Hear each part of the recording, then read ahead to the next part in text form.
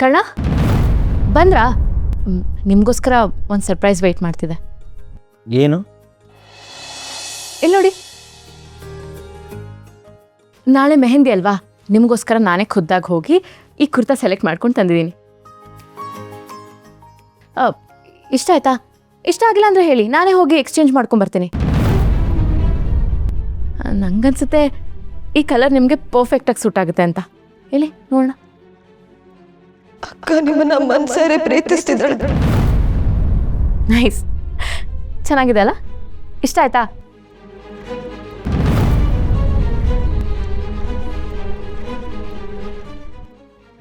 ಒಂದು ನಿಮಿಷ.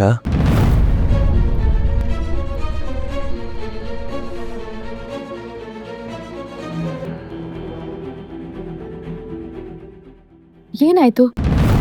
ಯಾಕೆ ಹಾಗೆ ಹೋದ್ರು? ಕರ್ಣವ್ರ ಸ್ವಭಾವ ಅರ್ಥ ಮಾಡ್ಕೊಳಕ್ಕೆ ಕಷ್ಟ ಆಗ್ತಿದೆಯಲ್ಲ. ಅವರೇ ಅದಿನ ಐ ಲವ್ ಯು ಅಂತ ಹೇಳಿದ್ರು, ಲೆಟರ್ ಬರೆದಿಟ್ರು.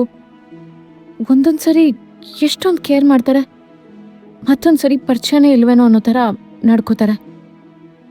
ಸರಿಯಾಗಿ ಮಾತು ಆಡಲ್ಲ. ಯಾಕೆ ಹೀಗೆ?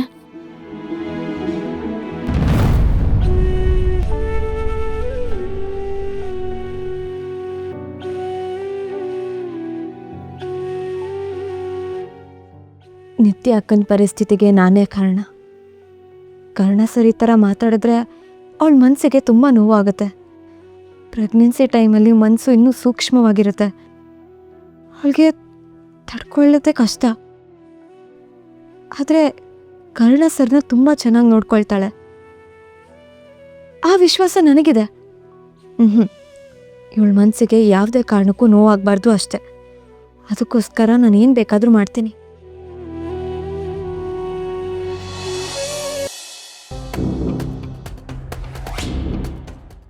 ನಾಳೆ ಮೆಹಂದಿ ಅಲ್ವಾ, ನಿಮಗೋಸ್ಕರ ನಾನೇ ಖುದ್ದಾಗಿ ಹೋಗಿ ಈ ಕುರ್ತಾ ಸೆಲೆಕ್ಟ್ ಮಾಡ್ಕೊಂಡು ತಂದಿದ್ದೀನಿ.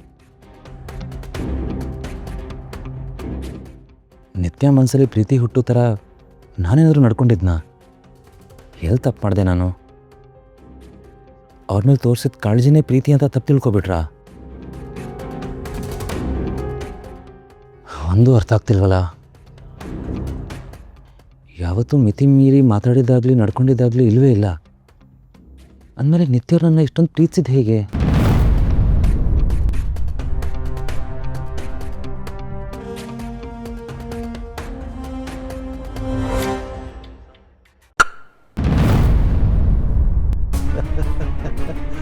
ವಾವ್, ಎಂಥ ಬ್ಯೂಟಿಫುಲ್ ಪೋಸ್ ಗೊತ್ತಾ?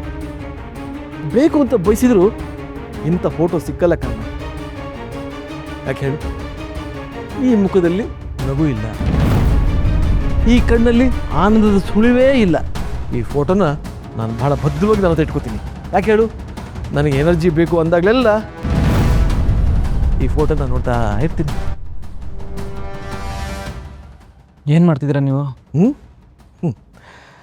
ನೀನು ಕಂಗಾಲಾಗಿರೋದನ್ನ ನೋಡೋ ಆನಂದ ಪದಗಳಲ್ಲಿ ವಿವರಿಸಲು ಸಾಧ್ಯವೇ ಇಲ್ಲ.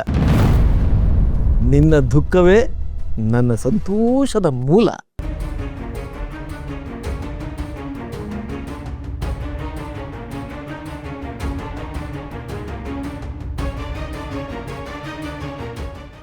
ನೋಡಮ್ಮ ನಿತ್ಯ, ಕರ್ಣ ಬರ್ತಾನೆ ಅನ್ನೋ ಮಾತನ್ನ ನೀನು ನಂಬಿರಲಿಲ್ಲ. ಡಾಕ್ಟರ್ ಕರ್ಣ ಖುದ್ದಾಗಿ ಬಂದಿದ್ದಾರೆ, ಬೇಕಾದ್ರೆ ಮುಟ್ ನೋಡು. ನೀನೇನು ಅಲ್ಲಿ ಇಲ್ಲಿ ಹುಡುಕ್ತಾ ಇದೀಯಾ? ಕೆಲವೊಂದ್ಸಲ ಉದ್ದೇಶಪೂರ್ವಕವಾಗಿ ಕೆಲವು ಬಾಗಿಲು ಮುಚ್ಕೊಂಡಿರುತ್ತೆ. ನೀವು ನಿಧಿ ಫೋನ್ ಯೂಸ್ ಮಾಡ್ತಿದ್ರಿ, ಅದಕ್ಕೆ ನನಗೋಸ್ಕರ ಹೊಸ ಫೋನ್ ತೊಗೊಂಡು ಬಂದ್ರಾ? ನಾನು ನಿತ್ಯ ಶಾಪಿಂಗ್ ಹೋಗ್ಬೇಕು ಅಂತ ಇದ್ವಿ. ಅವರಿಬ್ಬರ ಜೊತೆಗೆ ನಿನ್ನನ್ನು ಕರ್ಕೊಂಡು ಹೋಗ್ಬೇಕು ಅಂತ ಇದ್ದಾರೆ.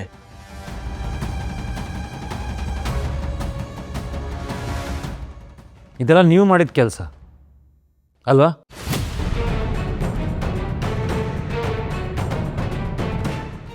ಕರ್ಣ, ನಾನು ತುಂಬ ಸಮಾಜ ಸೇವೆ ಕೆಲಸ ಮಾಡ್ತೀನಿ.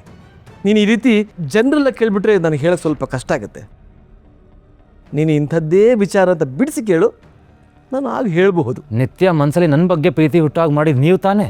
Well done, well done Karna, well done. Yes, ಆ ಹುಡುಗಿಗೆ ನಿನ್ನ ಮೇಲೆ ಪ್ರೀತಿ ಹುಟ್ಟಾಗ ಮಾಡಿದ್ದೆ ನಾನು ಆ ಹುಡುಗಿಗೆ ನಿನ್ನ ಮೇಲೆ ಪ್ರೀತಿ ಹುಟ್ಟೋದಕ್ಕೆ ಎಷ್ಟೆಲ್ಲ ಕಷ್ಟಪಟ್ಟಿದ್ದೀನಿ ಅಂತ ನಿನಗೇನು ಗೊತ್ತು?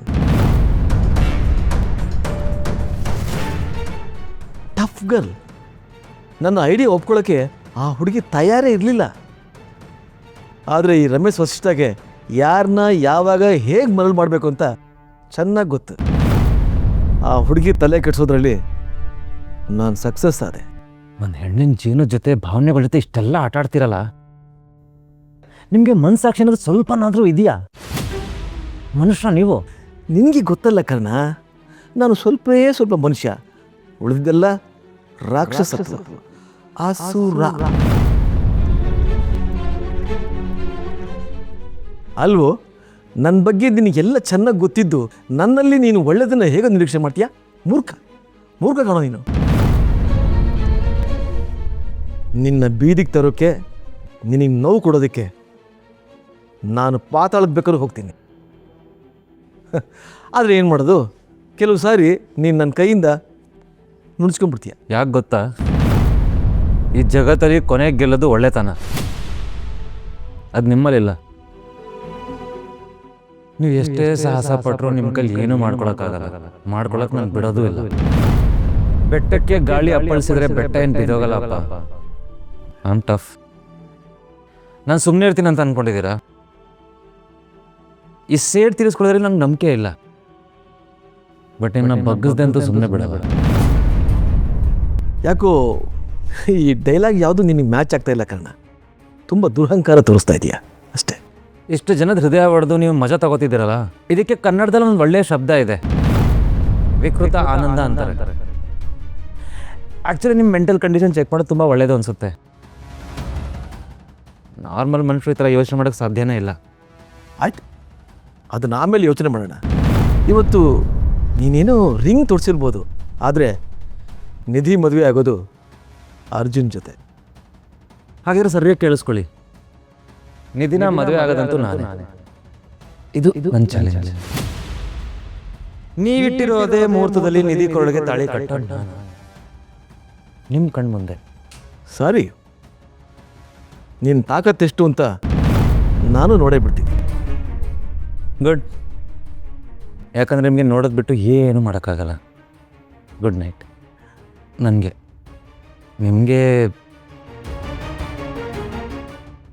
ನನಗೆ ಸ್ವೀಟ್ ನೈಟ್.